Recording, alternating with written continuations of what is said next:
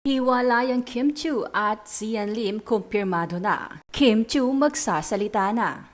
October pa lamang ay hiwalay na sina Sian Lim at Kim Chiu. Ito ay ayon sa batikang talent manager at vlogger na si OG Diaz. Sa kanyang online show na Showbiz Update, sinabi ni OG na hindi third party ang ugat ng breakup. Anito, sabi sa akin ng friend ko, wala naman daw third party. It's just that parang walang mga plano si Sian sa kanilang 12 years na relationship. Parang hindi niya priority. Parang naghihintay lang si Kim Chiu ng proposal dahil 12 years na sila eh.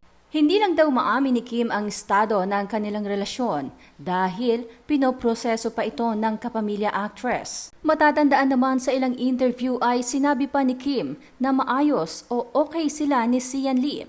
Marahil ng mga panahong iyon ay sinusubukan pa nilang ayusin o bigyan ng pagkakataon ang isa't isa. Ngunit